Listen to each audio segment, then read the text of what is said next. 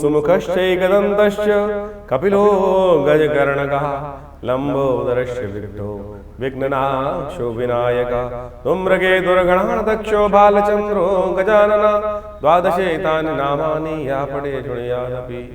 सर्वमंगल मांगल्ये शिवे सर्वार्थसाधिके शरण्ये त्र्यंबके गौरी नारायणी नमोस्तुते। नमस्कार, स्वागत है आपका आचार्य वाणी में। मैं आचार्य डॉक्टर विक्रमादित्य आपके साथ हूँ। ग्रह नक्षत्रों के दृष्टिकोण से मेष राशि वालों के लिए ग्रहों का योगायोग किस प्रकार का बन रहा है, कैसा बन रहा है, तो आपको सही से समझ लेना चाहिए। 26 तारीख के दिन तिथि क्षय हो रही है, शनिवार का अवसर है। त्रयोदशी और चतुर्दशी का एक साथ योग बन रहा है। चतुर्दशी क्षय हो जाएगी, अगले दिन सूर्योदय तक नहीं रह पाएगी। तो और साथ साथ इस दिन पंचक भी समाप्त हो रहा है और इस दिन भद्रा का योग भी है। करीब करीब 8:27 से लेकर करीब करीब शाम को 6:30 बजे तक रहेगा।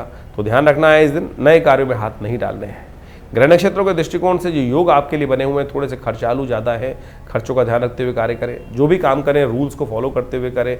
ये समय ऐसा नहीं है कि आंख बंद करके काम करने का प्रयास करें। हल्का सा बहुत ज़्यादा सोच समझ के विचार करके ही चीज़ों को आगे बढ़ाने की तरफ इशारा करता दिखाई दे रहा है ग्रह।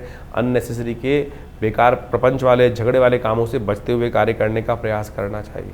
अच्छा होगा कि इस दिन मासिक शिवरात्रि के दिन आप शिव की आराधना करें। हो सके तो शिव पर बेलपत्र अर्पित करने का प्रयास करें। मीठे जल से शिव का अभिषेक करेंगे तो अच्छा रहेगा। 27 तारीख का दिन रविवार का अवसर है। उस दिन अमावस्या की तिथि है। रविवार के दिन अमावस्या का योग बन रहा है और पैतृक कार्यों के लिए बड़ी प्रशस्त मानी जाती है तिथि। इस दिन सूर्य महाराज शुक्र के नक्षत्र में प्रवेश करते हुए भरणी नक्षत्र में प्रवेश करने का योग बना रहे हैं। रविवार के दिन ये परिवर्तन हो रहा है और साथ साथ बुध अपने ही नक्षत्र में प्रवेश कर रहे हैं, रेवती नक्षत्र में प्रवेश कर रहे हैं। तो ये दोनों के दोनों योग सूर्य को और शक्ति संपन्न करते दिखाई दे रहे हैं। और बुध जो आपके 12वें भाव में बैठे हुए हैं, थोड़े से कनिष्ठकारी हैं, थोड़े से कहीं ना कहीं नेगेटिव चल रहे थे, वो अब पॉजिटिव शक्ति ग्रहण करते दिखाई देंगे। चीज़ों को आप मैनेज करने में रास्ता बना सकते हैं, लेकिन गुस्से को कंट्रोल करिएगा। थोड़ा सा अननेसेसरी जो गुस्से की तरफ न जाए, इस बात का ध्यान रखते हुए कार्य करने की ज़रूरत है। क्योंकि चंद्रमा भी आपकी राशि में राशि बदलकर आपके 12वें भाव से लग्न में आ रहे हैं। थोड़ी हिम्मत अच्छी रहेगी। थोड़ा सा चीज़ों के लिए थोड़ा जोर ज़्यादा लगाएंगे आप। ऐसे में ग्रह नक्षत्रों के दृष्टिकोण से भगवान सूर्य को सुबह सुबह उनकी उपासना करें, उनको जल दें। और एक काम और करें, इस दिन पितृक अमावस्या है, अमावस्या तिथि है, तो अपने पितरों के निमित्त तर्पण इत्यादि, ब्राह्मण भोजन इत्यादि, गायत्री का थोड़ा यज्ञ इत्यादि करने का प्रयास करें। हमने विवेकानंद योगाश्रम में इस दिन सुंदर गायत्री का यज्ञ रखा है। आप कोशिश करें अपने पितरों के निमित्त उस यज्ञ में भाग लें। अपने पितरों के निमित्त अवश्य हमें कुछ ना कुछ तर्पण, ब्राह्मण भोजन, गौग्रास इत्यादि निकालने का प्रयास करना चाहिए। और इस रविवार को जो विशेष तौर पर 27 तारीख को रविवार अमावस्या का योग पड़ रहा है, इस दिन हमने विवेकानंद योगाश्रम में जो नित्य प्रति यज्ञ रहता है उसमें पितृ शांति यज्ञ रखा है।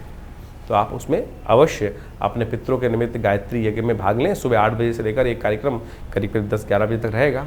और आप कहीं दूर बैठे हैं तो उसमें अपना स्थान आरक्षित करके अपने पितरों के निमित्त इस कार्य में अपना सहयोग देकर लाभ ले सकते हैं। 28 तारीख सोमवार का अवसर है। शुक्रवार की तिथि है इस दिन और सोमवार का तिथि है इस दिन। और इस दिन ग्रह नक्षत्रों के दृष्टिकोण से शुक्ल पक्ष की प्रतिपदा, वैशाख का जो महीना, माधव मास जिसको बोला जाता है, बड़ा सुंदर योग बना रहा है। ऐसे में ग्रह योग के दृष्टिकोण से आपकी राशि के लिए ये ग्रह नई उम्मीद लेकर आ रहा है। नया परिवर्तन की तरफ ग्रह योग बनता दिखाई दे रहा है। इसका लाभ आपको मिलने के योग बन सकते हैं, क्योंकि बृहस्पति महाराज भी इस दिन परिवर्तन करते हुए खासतौर पर वो मृगशिरा मंगल के नक्षत्र में प्रवेश करेंगे और नए उत्साह को बढ़ाने के योग बनाएंगे। द्वितीय भाव में चलते हुए आपके बृहस्पति महाराज जब मंगल के नक्षत्र में प्रवेश करेंगे, थोड़े से धन एकत्र करने की तरफ, सेविंग्स को बढ़ाने के रास्ते आपके लिए आने वाले समय में कुछ जो परिवर्तन से पहले पहले बनाते दिखाई देंगे आपको। यानी ये जो मास से लेकर अभी मध्य मई तक का समय है, ये बृहस्पति की शक्ति को थोड़ा सा सेविंग्स की तरफ बढ़ाने के योग बना सकता है। शनि महाराज अपने स्वयं के नक्षत्र में प्रवेश कर रहे हैं, ये आपके लिए बड़ा अच्छा योग बन रहा है। स्वयं के नक्षत्र में आने के बाद थोड़े शक्ति में ज़्यादा हो जाएंगे, तो ऐसे में थोड़ा थोड़ा उनके लिए थोड़ा पुण्य कार्य करते रहे। हनुमान जी को विशेष तौर पर आपकी राशि के दृष्टिकोण से अच्छा रहेगा कि हनुमान जी का, हनुमान चालीसा का पाठ नित्य प्रति करें। हो सके तो गुड़ चने का दान कभी कभी करने का प्रयास बना लीजिए। ये आपके लिए कहीं ना कहीं अनिष्टों को दूर करने का योग बनाता रहेगा। 29 तारीख मंगलवार का अवसर है। द्वितीया तिथि विद्यमान है और इस दिन सुबह सुबह चंद्रमा उच्च के होकर बृहस्पति के साथ जो योग बना रहे हैं, आने वाले 2-3 दिन के लिए आपके लिए बहुत लाभ के योग बनते दिखाई देंगे। आपके लिए उन्नति के योग, आपके लिए ग्रह योग तो के दृष्टिकोण से तो कम से कम अच्छे बन रहे हैं। अच्छे अपॉर्चुनिटीज़ आपके समक्ष आने के योग बन सकते हैं। परशुराम जयंती भी है, हो सके तो ब्राह्मणों की सेवा कर कर उनका आशीर्वाद अवश्य लेने का प्रयास करना चाहिए। गज केसरी योग, साथ साथ राजयोग ये बनकर निर्माण हो रहा है, और ऐसे में सर्वार्थ सिद्ध योग भी बन गया है, जो करीब करीब सुबह सूर्योदय के 7 से आरंभ होकर शाम को 6:45 बजे तक रहेगा। इस दिन अवश्य चंद्र दर्शन करना चाहिए, पितरों के निमित्त तर्पण इत्यादि करने चाहिए, ब्राह्मणों का पूजन करना चाहिए। परशुराम जयंती रूप में ब्राह्मणों की सेवा कर कर उनका आशीर्वाद, ज्ञानीजन की सेवा करते हुए आशीर्वाद लेने का दिन माना जाता है। 30 तारीख बुधवार का अवसर, तृतीया तिथि विद्यमान है, अक्षय तृतीया का सुंदर योग बना हुआ है। ग्रह नक्षत्रों के दृष्टिकोण से जैसा हमने कहा कि द्वितीय भाव में बृहस्पति के साथ चंद्रमा उच्च के होकर विराजमान होकर आपके लिए बड़ा अच्छा योग बना रहे हैं, लेकिन ध्यान रखना थोड़े शत्रु भी परेशान कर सकते हैं। अननेसेसरी के थोड़े शत्रुओं को कंट्रोल करते हुए कार्य करोगे तो चीज़ों को, नेगेटिव को पहले समझ लेना, जो खराब आते हैं उनको भी सोचते हुए कार्य करोगे तो उनको रास्ता बंद करके शुभ की तरफ ज़्यादा अपनी चीज़ों को ले जा सकते हो। इस प्रकार से आपने ग्रहों का खेल दिन पर दिन किस प्रकार का रहेगा वो समझने का प्रयास किया। देखिए, ये ग्रहों का जो खेल है वो विशेष तौर पर हर रोज़ परिवर्तन के साथ आगे बढ़ता रहता है जीवन, लेकिन इस समय जो चतुर्ग्रही योग बना हुआ है वो पूरे अप्रैल के अंदर जिस प्रकार चलने वाला है वो कहीं ना कहीं इस समय ग्रहों की युति को शुभ नहीं करता। और ये चतुर्ग्रही योग जो है वो कई बार जब भी जन्मपथ विशेष तौर पर गोचर में बनता है तो वो संसार के अंदर कुछ ना कुछ अशांति, चाहे वो प्राकृतिक आपदाओं को उत्पन्न करने के योग बनाता है या विश्व में अशांति का वातावरण बनाता है। जनमानस में अशांति की तरफ प्रवृत्त करने के लिए बहुत सारे उपद्रवी तत्व जो हैं वो प्रेरित करते रहते हैं लोगों को अपने स्वांता सुखाई। संसार में लोग अपने स्वार्थ के लिए पता नहीं कहाँ कहाँ किस किस प्रकार से किन किन के जीवन को बर्बाद करने का प्रयास करते हैं, और ये आज से नहीं अनादिकाल चलता रहा है। और इन्हीं सब चीज़ों को समझकर ज्योतिष के आचार्यों ने इन योगा योगों को समझते हुए इन चीज़ों को लिखा, बताया कि किस प्रकार का योग चल रहा है। जैसे आप देख रहे हैं कि इस वक्त आपके राशि के दृष्टिकोण से हमने दिन पर दिन किस प्रकार का योग था वो तो समझाए, लेकिन ये भी समझने की आवश्यकता है कि विश्व के दृष्टिकोण से जो इस वक्त ग्रहों का योगा योग है, चाहे वो शनि महाराज है, शुक्र है और राहु इत्यादि हैं, और साथ साथ बुध इत्यादि, इन चारों ग्रहों की युति जिस प्रकार से ग्रहों की बनी हुई है वो विश्व को कहीं ना कहीं अशांत करती है और ये प्राकृतिक आपदाओं को भी लाती है, भूकंप इत्यादि। अभी आपने देखा कुछ दिन पहले भयावह भूकंप की कई बार स्थिति बनी, वो ग्रहण के कारण तो थी, लेकिन और भी बहुत सारे कारण बनते रहते हैं, और ऐसे में अभी इसका प्रभाव कुछ दिन रहने वाला है। और अगले महीने मई में जाकर कई ग्रहों का परिवर्तन का योग बनेगा, चाहे वो बृहस्पति हो, चाहे वो राहु ग्रह हो, और बहुत सारे ग्रह भी परिवर्तन की तरफ जाने का योग बनाएंगे। और इस वक्त जैसे आप समझे मंगल ग्रह भी अपने सबसे कमज़ोर स्थिति में चल रहा है, तो ऐसे में दुस्साहस के योग भी बनते दिखाई दे रहे हैं। इसके साथ साथ देखिए, अभी जो विश्व के दृष्टिकोण से हम समझें तो अगर आप ग्रहों के योगा योग को देखें तो वो ऐसा दिखाई देता है कि विश्व में दृष्टिकोण से जो सूर्य राजा बनकर इस बार आए हैं, मंत्री पद भी उनके पास है, तो इसके कारण से विश्व में गर्मी का भयावह प्रभाव देखने को मिलता दिखाई देगा। और गर्मी के भयावह प्रभाव के कारण से अग्निकांड, विस्फोटक योग, ये सब भी कहीं ना कहीं परेशान कर सकते हैं। तो हमको अपने जीवन को सही चलाने के लिए अपने ग्रहों को सही रूप से समझते हुए उपाय करने का प्रयास यथाउचित भाव से करना चाहिए। कई लोग विशेष तौर पर अपने ग्रहों को समझकर परेशान हो जाते हैं और कई बार गलत रास्ते पे चल देते हैं।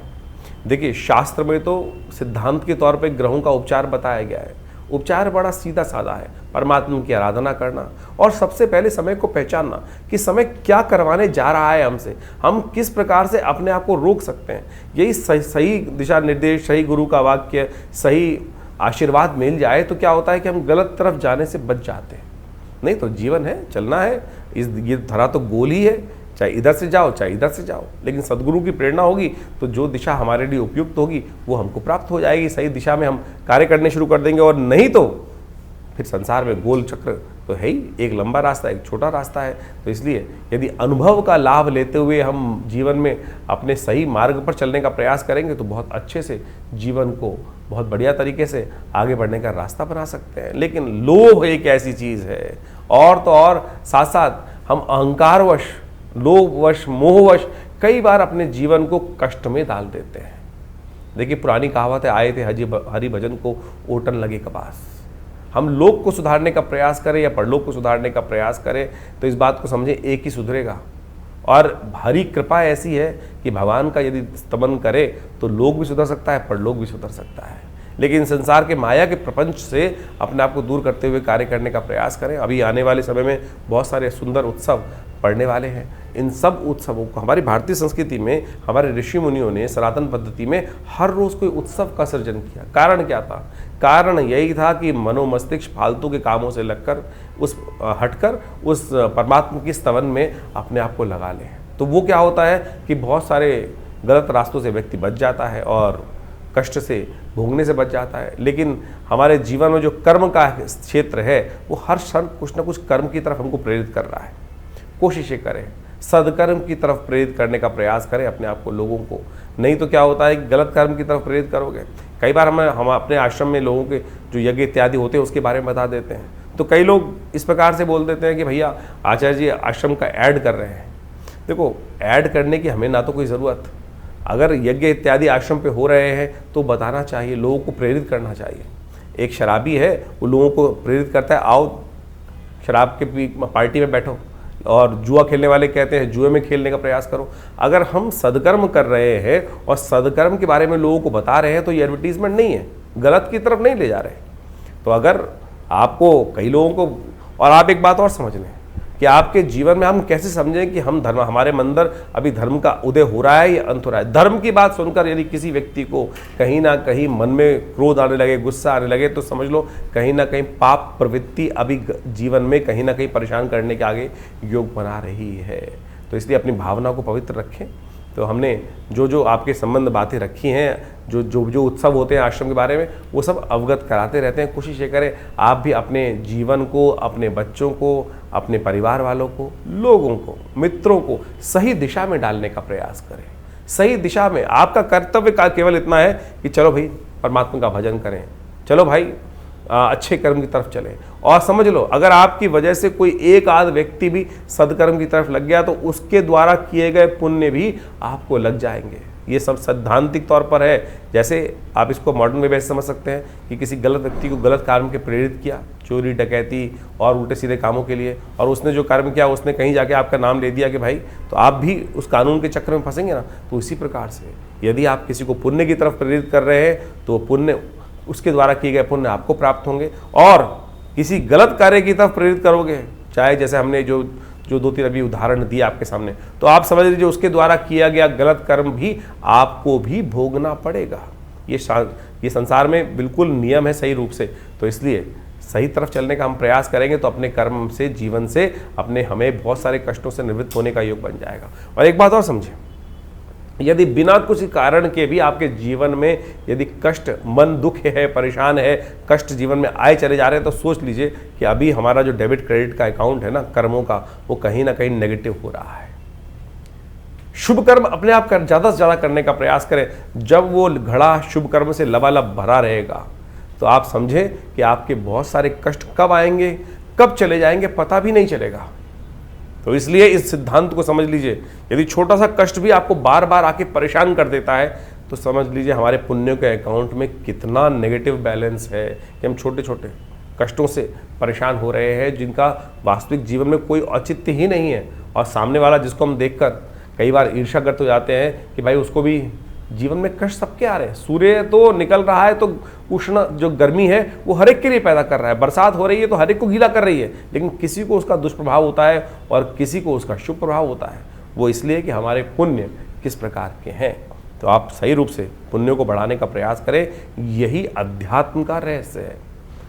ये न केवल प्रकारेण, यानी ऐसे या वैसे कैसे भी अपने आप को सद्कर्म की तरफ प्रेरित करने का प्रयास करें। इसके लिए शास्त्रों में अनेक नियम, चाहे वो योग कथाएं हों, चाहे वो यज्ञ हो, चाहे वो दान हो, चाहे वो पुण्य हो, चाहे वो सद्गुरु का आशीर्वाद हो, या अच्छे लोगों के सानिध्य में बैठने की कर्म बनाए गए हैं, वो सब शास्त्र के अनुसार से आपको पुण्यों को बढ़ाने की तरफ ही ले जाते हैं। और वहीं उसके लिए थोड़ी प्रयास करना पड़ता है, श्रुति को ऊर्ध्वगामी बनाना पड़ता है, उठाना पड़ता है, अपनी प्रवृत्ति को नीचे की तरफ जाने की बजाय ऊपर की तरफ उठाना पड़ता है। उसमें लगती है मेहनत। और गलत तरफ जाने के लिए तो आप बैठ चल करते हैं उल्टे सीधे काम, तो बहुत सारे ऐसे हैं, रोज शाम को लोग आपको बैठा सकते हैं। तो आप उस पर रोक, उस पर बंदिश, उस पर थोड़ा सा संयम करने का प्रयास करोगे तो खुद देखोगे धीरे धीरे परिवर्तन का रास्ता आपके जीवन में अवश्य बनेगा। और जानिए आपके जीवन में किस प्रकार के ग्रह योग चल रहे हैं, उसके लिए हम लगातार आपके साथ रहते ही हैं। तो आशा करते हैं इन सब दिशा निर्देशों को सही से समझेंगे और अपने जीवन के कष्टों को दूर करने का आप अवश्य योग बनाएंगे।